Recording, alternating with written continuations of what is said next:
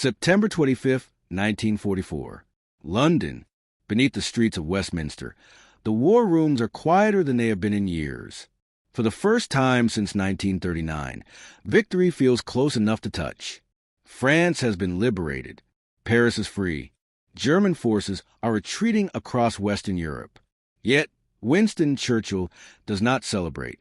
He stands alone beside a massive operations table, its surface buried beneath maps of Europe, red and blue arrows stretching eastward, pointing toward the Rhine and beyond it, Germany itself. The final barrier, the war's last great obstacle. Churchill lifts his teacup, watching steam rise into the dim light filtering through reinforced windows. Outside, London carries on. Inside, history waits. The door opens quietly. General Hastings Ismay, his chief of staff, steps forward without ceremony. "Prime Minister," he says softly. Churchill does not turn. They've sent new reports from Holland. Churchill nods once. Operation Market Garden. 8 days ago, Field Marshal Bernard Montgomery had launched the boldest gamble of the war, a plan to seize a chain of bridges across the Netherlands, leap the Rhine, and end the conflict by Christmas. Montgomery had promised speed, precision, decisive victory, and for days he had assured London that everything was proceeding as planned. Ismay hesitates. "There's something you should see." An aide enters, young, pale, clutching a folder marked, "Urgent, Market Garden, eyes only." Churchill takes it without a word. He opens a folder. His expression changes. The teacup pauses halfway to his lips. Slowly, deliberately, he sets it down. "How many?" he asks. His voice is low, almost a whisper. The aide swallows. "Approximately 10,000 casualties, sir." Churchill does not react. The 1st Airborne Division at Arnhem nearly destroyed. The bridge was not held. Survivors evacuated overnight. Silence fills the room. 10,000 British casualties. 9 days. 1 bridge. Not taken. Churchill closes the folder carefully, as if it were fragile. Then he asks a question that will alter the course of the war. "Where is General Patton right now?" Ismay steps to the map, pointing 200 miles south. "Here, sir, east of Nancy. 3rd Army is advancing toward the German frontier." Churchill stares at the two positions, Montgomery in the north, Patton in the south. Then he says quietly, "Give me the fuel allocation reports." October 3rd, 1944. Eindhoven, Netherlands. Rain falls in thin sheets across the shattered Dutch countryside. The sky is low, gray, unforgiving. British armored vehicles crawl slowly along Hell's Highway, the narrow road that was supposed to carry victory into Germany, but instead became a graveyard of burned tanks, smashed trucks, and abandoned equipment. Winston Churchill stands silently in the open back of a staff car as it rolls forward. He has seen war before. The Somme, Gallipoli, London under the Blitz. But this is different. This is failure written into the landscape. Destroyed gliders lie half buried in muddy fields like broken wings. Paratrooper helmets hang from crude wooden crosses. The road itself is scarred with craters, each one a reminder that momentum, once lost, never comes back easily in war. Churchill removes his hat. Montgomery rides in the vehicle behind him, stiff-backed, immaculate as always. His uniform is spotless, boots polished. He looks like a commander reviewing a victory parade, not a battlefield that consumed an entire airborne division. Churchill finally speaks. "How many gliders landed here?" Montgomery answers immediately, rehearsed. "Approximately 1,900, Prime Minister." "And how many returned?" A pause. "Very few, sir." Churchill nods slowly. "Then this road is not a highway," he says quietly. "It is a corridor of ghosts." They stop near a temporary field hospital. Medics move silently between stretchers. British airborne survivors, gaunt, hollow-eyed, sit wrapped in blankets. Many stare into nothing. Churchill steps down from the car. One young paratrooper recognizes him instantly, tries to stand, fails. Churchill kneels beside him. "How long were you at Arnhem, son?" 9 days, sir." "Did you hold the bridge?" The soldier swallows. "We held our end." Churchill closes his eyes. That is all the confirmation he needs. That same morning, 200 miles south, Nancy, France. General George S. Patton stands in the street outside the city hall, helmet tilted back, cigar clenched between his teeth. His boots are dusty, his uniform stained. His map case is covered in mud. Behind him, American engineers repair bridges already damaged by retreating German forces. French civilians return cautiously to their homes. Children wave small flags. Patton turns to his chief of staff. "How many prisoners today?" "Another 3,200, sir." Patton grins. "Good. Feed 'em. Guard 'em. Then move." He doesn't stop to admire the victory. He never does. Because Patton understands something Montgomery never fully grasped. In war, speed forgives mistakes. Slowness multiplies them.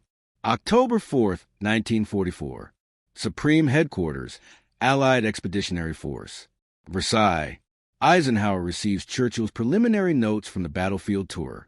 They are brutal. No profanity. No theatrics. Just numbers. Comparisons. Consequences.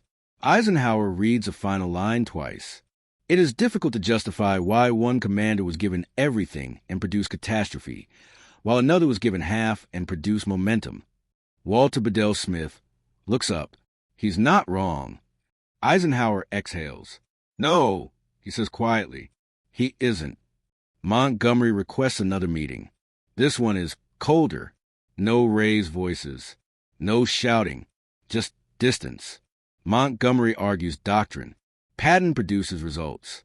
Churchill listens and decides. October 7th, 1944. London. Churchill addresses the War Cabinet in private session. No press. No transcripts. Just truth. He outlines Market Garden. Then he outlines Third Army. Then he asks one question. If success demands total priority and still fails, is it truly success we are pursuing or reputation? Silence. Then Clement Attlee speaks. "Prime Minister, are you suggesting a change?" Churchill nods. "A permanent one." The decision is subtle, but irreversible. Montgomery is not dismissed.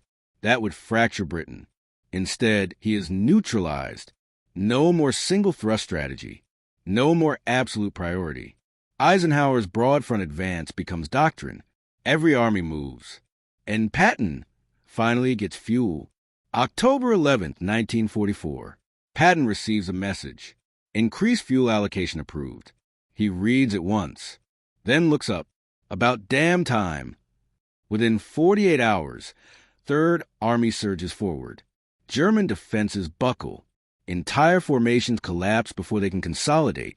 By October 20th, Patton's tanks are probing the Siegfried Line. By November, they are at Germany's doorstep. Montgomery watches from the north. His role changes. Clearing the Scheldt estuary. Opening Antwerp. Necessary work. Uncelebrated work. Patton gets headlines. Montgomery gets footnotes. December 1944. The Ardennes. Hitler gambles everything. The Bulge. Chaos erupts. American units are surrounded. Bastogne is cut off. Eisenhower convenes an emergency council. Montgomery says, 3 weeks. Patton says, 48 hours. Churchill hears both and already knows the answer. Patton turns Third Army north. Snow, ice, darkness. Divisions pivot 90 degrees like a door slamming shut. It should not be possible. It happens anyway. Bastogne is relieved. History remembers who moved. After the war, Churchill never attacks Montgomery publicly. He doesn't need to. History does it for him. In his diary, he writes, "Some men demand conditions before acting. Others act and create conditions. George Patton was the latter. December 19, 1944. Versailles, France. Supreme Headquarters Allied Expeditionary Force. The room is packed. Maps cover every wall. Red arrows slash west across the Ardennes like open wounds. German forces have smashed through thin American lines, creating the largest crisis the Allies have faced since Normandy. General Dwight D. Eisenhower stands at the head of the table, jaw clenched. This is not a briefing. This is triage. Field Marshal Bernard Montgomery speaks first. Calm, controlled, methodical. The situation in the north requires stabilization before any counteroffensive can be mounted. I recommend a pause of no less than 3 weeks to reorganize, resupply, and establish firm defensive lines. 3 weeks. The word hangs in the air like a death sentence. American divisions are already surrounded. Bastogne is cut off. Every hour matters. Eisenhower turned south. General George S. Patton hasn't sat down. He's standing, helmet under his arm, eyes locked on the map. I can relieve Bastogne in 48 hours. The room goes silent. Eisenhower blinks. George, that's impossible. Your army is facing east. You'd have to pivot 90 degrees in winter conditions under enemy pressure. Patton doesn't hesitate. I've already ordered the plans. A ripple moves through the room. You what? Eisenhower asks. Patton reaches into his jacket and pulls out a folded paper. 3 options. I can attack in 24, 48, or 72 hours. You pick. Even Montgomery turns to look at him. Eisenhower stares at the paper.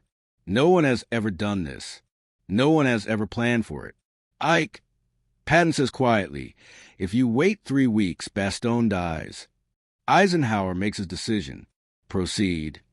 December 20th, 1944. 3rd Army Headquarters. Orders go out. Engines roar to life. Columns turn north. Snow falls. Roads freeze. Vehicles slide into ditches. It doesn't matter. Patton's army moves anyway. Men march through blizzards. Tanks push through forests. Artillery fires blind through fog. By December 22nd, the lead elements of 3rd Army reach the outskirts of Bastogne. German resistance stiffens. Patton doesn't slow. On December 26th, American tanks break through. Bastogne is relieved. The German offensive begins to collapse. Montgomery launches his counteroffensive 3 weeks later. As planned, as promised. By then, the crisis is already over. Patton has taken the initiative. Again, January 1945. London. Churchill reads the reports. 3rd Army pivoted 100 miles in 72 hours. Bastogne relieved. German momentum broken. He writes to his wife. Patton has done it again. Monty is still preparing. February 1945. Germany. Allied forces cross the Rhine. Not through a single bold thrust, but everywhere. The broad front. The strategy Churchill forced into existence after Market Garden. Montgomery crosses carefully. Patton crosses violently. Within weeks, 3rd Army is racing across southern Germany. Cities fall in days, not weeks. Prisoners surrender in tens of thousands. German units disintegrate before contact. April 1945. Czechoslovakia. Patton's tanks grind to a halt. Not because of German resistance, but because Eisenhower orders him to stop. The Red Army is nearby. Politics intervene. Patton fumes, but obeys. May 7th, 1945. Germany surrenders. The war in Europe is over.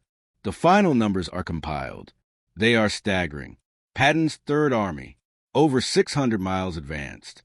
More than 300,000 prisoners captured. Over 80 major cities liberated. Montgomery's 21st Army Group, methodical advance. Key logistical victories. Slower tempo. Both contributed, but only one changed the momentum of the war repeatedly. Years later, Churchill reflects on it all in his memoirs. He writes carefully, diplomatically, but the meaning is unmistakable. In war, some commanders wait for certainty. Others create it. George Patton belonged to the second group. May 1945 did not end the arguments. It ended the war. When the guns fell silent across Europe, when German cities lay broken and burned, when Allied soldiers finally stopped advancing because there was nowhere left to go, historians began asking the question that soldiers had been asking for months.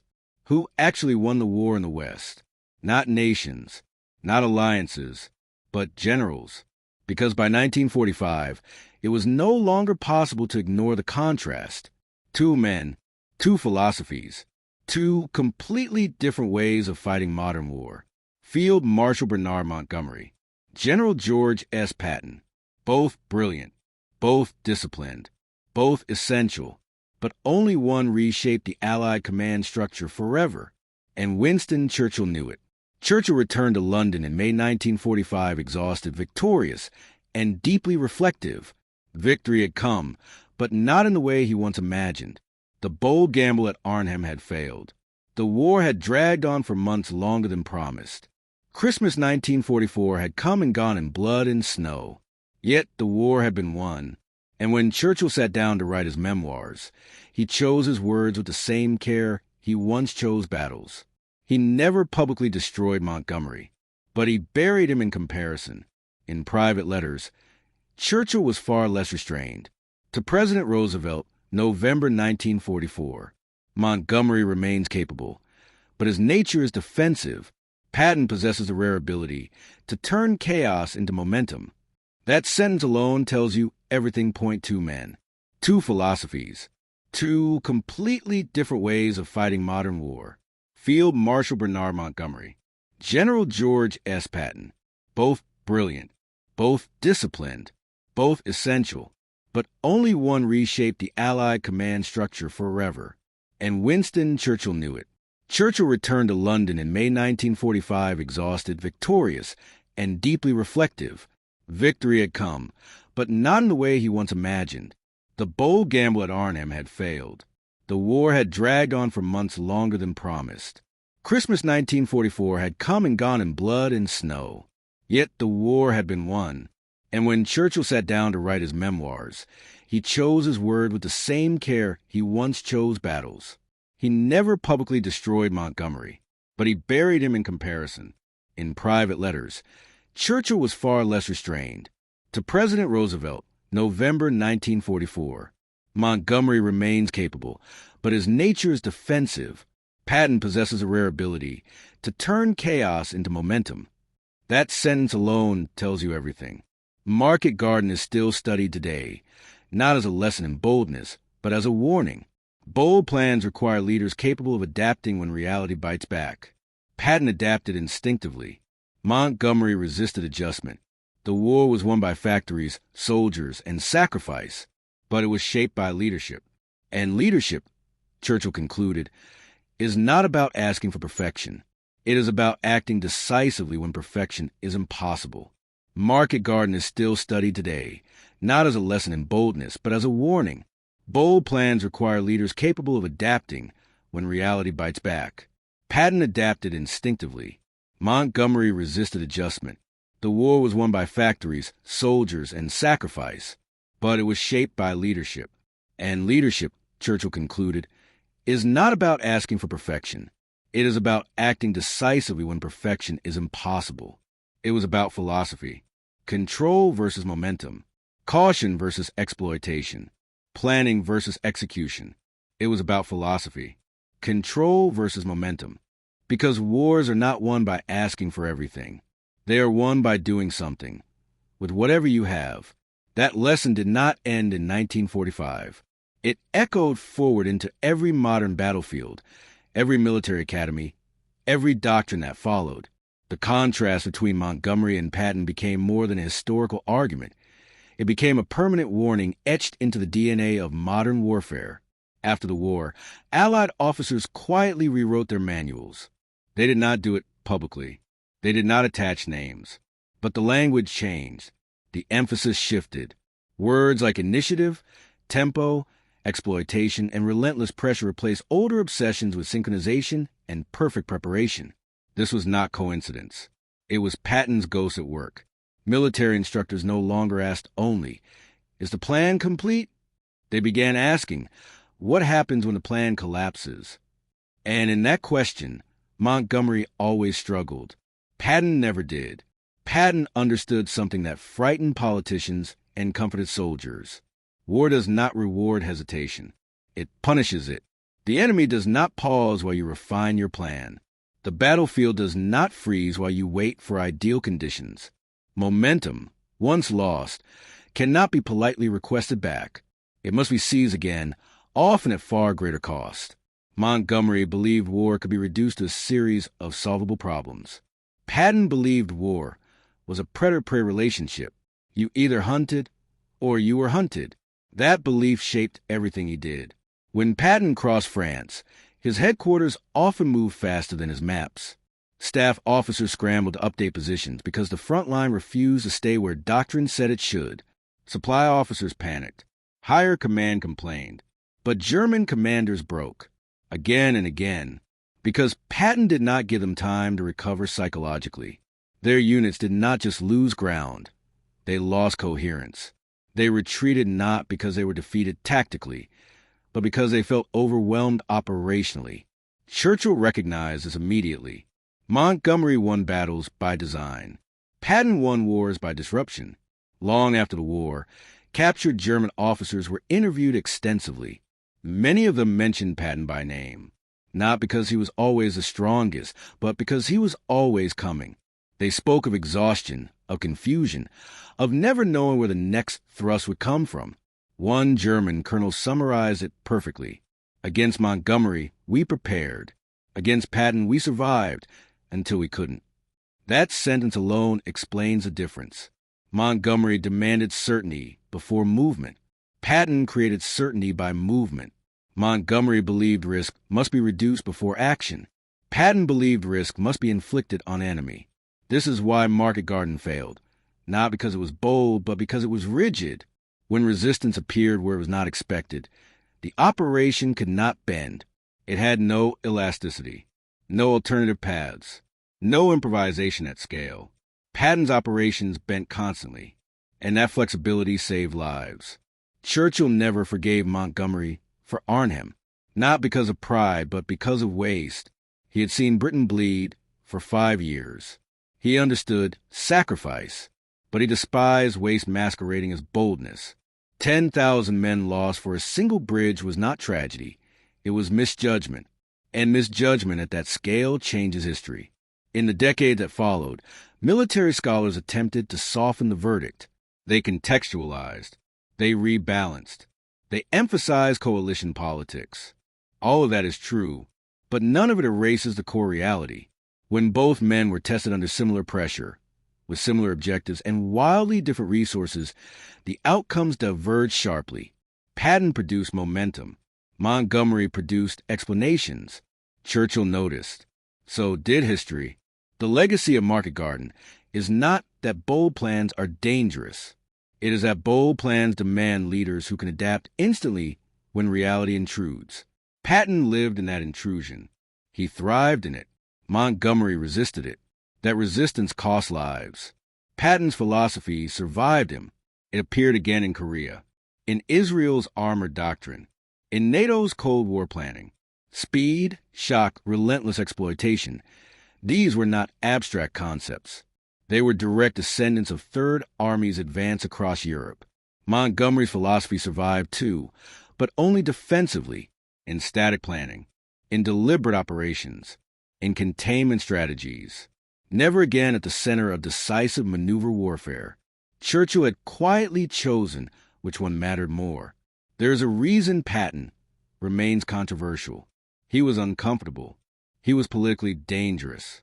He was uncontrollable. But war does not reward comfort. It rewards results. In the final accounting, the war in Europe was not won by one man, but was shaped by those who understood that modern warfare is a race against time, morale, and decision cycles. Patton outran all three. Montgomery never did. This is why, when the Allies faced their darkest hour in December 1944, surrounded at Bastogne, freezing, low on ammunition, Eisenhower did not ask who had the best plan. He asked who could move now, and the answer was obvious. Patton turned his army in 72 hours. Not after weeks of preparation, not after perfect coordination, but because delay would kill men. And that instinct, that ruthless clarity, is what Churchill had been searching for since 1940. When Churchill looked back on the war, he did not remember maps first. He remembered men. And among generals, he remembered contrasts. One who waited for certainty. One who created it. One who demanded priority. One who made do. One who promised Christmas victories. one who delivered results without promises. History did not crown Patton because he was flawless. It crowned him because he understood war as it is, not as planners wish it to be. And that is why the question still matters. What did Churchill really think when Montgomery lost 10,000 men while Patton took 12 cities? He thought the future of warfare had revealed itself, not in speeches, not in plans, but in movement. Because wars are not won by asking for everything. They are won by doing something, with whatever you have. The truth is, Patton never believed he was special. He believed war itself was simple. Not easy. Simple. Move faster than the enemy can think. Hit before they organize. Never give them time to feel safe. Everything else he believed was noise. That philosophy shaped every order he issued. It is why Third Army moved when logic said it should pause, attacked when doctrine said it should wait, and advanced when supply officers said it could not. Patton accepted chaos as the natural state of war. Montgomery tried to eliminate it. Only one of those approaches survives contact with reality. Churchill understood this instinctively. He had lived through the First World War, where men waited for plans that never worked and died by the thousands in trenches, while generals promised breakthroughs that never came. He had sworn never to repeat that mistake. That is why Arnhem cut so deeply. Market Garden was not just a failure of execution. It was a failure of imagination. It assumed the enemy would behave as expected. It assumed resistance would collapse on schedule. It assumed that courage alone could substitute for flexibility. Patton assumed none of that. Patton assumed the enemy would resist. He assumed things would go wrong. He assumed plans would break. And so, he built momentum instead of perfection. This is why Patton's headquarters often looked chaotic. Orders were short. Language was blunt. Time frames were aggressive. Officers were expected to think, not wait. When mistakes happened, they were corrected on the move, not punished in place. The Army learned to adapt because stopping was never an option. Montgomery's army learned to wait. After Arnhem, British officers quietly admitted what they would never say publicly. They admired Patton's results. They feared his methods. He was dangerous, not because he was reckless, but because he forced others to confront uncomfortable truths about war. That success did not require elegance. That victory did not wait for consensus. That reality threatened established hierarchies. Churchill did not care. He was not fighting to preserve reputations. He was fighting to end the war. When Churchill compared Montgomery and Patton, he was not choosing personalities. He was choosing philosophies. And once that choice was made, Allied strategies shifted permanently. No more single thrusts. No more all-or-nothing gambles. Pressure everywhere. Advance everywhere. Exploit weakness wherever it appears. That doctrine won the war. Patton embodied it instinctively. When German units retreated, Patton did not stop to reorganize. He chased them. When supply lines stretched, he pushed anyway. When resistance stiffened, he maneuvered around it. He treated the enemy's confusion as a resource and consumed it ruthlessly. Montgomery treated confusion as a problem to be solved. That difference mattered, because war is not a puzzle. It is a collapse. The side that collapses last wins. German commanders wrote after the war that they could plan against Montgomery. His movements were deliberate, predictable, methodical. Against Patton, they could only react. Their orders arrived late. Their reserves were misallocated. Their lines dissolved under pressure, not because they were destroyed, but because they could not keep up. That is operational victory. Churchill recognized that Patton was not just winning battles. He was breaking systems. And systems, once broken, take time to rebuild. Time Germany no longer had. This is why Patton was never truly restrained after 1944. He was criticized, managed, occasionally silenced, but never stopped. Eisenhower understood what Churchill understood. Momentum, once created, must be fed, not questioned. So Patton kept moving. By the time the Allies crossed into Germany, Third Army was no longer advancing. It was flowing. Resistance existed, but it lacked cohesion. German units surrendered in waves. Cities fell not because they were stormed, but because their defenders saw no future in holding them. That is what true victory looks like. Montgomery's forces advanced too, steadily, carefully, correctly, but they advanced in a war that was already decided by tempo elsewhere. Their role became necessary, but secondary. Patton had changed the rhythm of the conflict, and rhythm decides wars. When Churchill reflected on the war years later, he rarely spoke of Market Garden, not because it was unimportant, but because it was painful. It represented the moment he realized that courage and planning were not enough, that leadership required instinct, speed, and the willingness to act without guarantees. Patton had all three. This is why the question still resonates. Not because of Montgomery, not because of Patton, but because it asks something larger. Do we wait for certainty? Or do we create it? Patton created it. And that is why Third Army became a legend. If you understand that lesson, you understand modern warfare. You understand why speed dominates doctrine, why initiative outweighs perfection, why commanders are taught to act, adjust, and advance rather than pause and calculate. Churchill understood it in 1944. The world is still learning it today, because wars are not won by asking for everything. They are won by doing something, with whatever you have.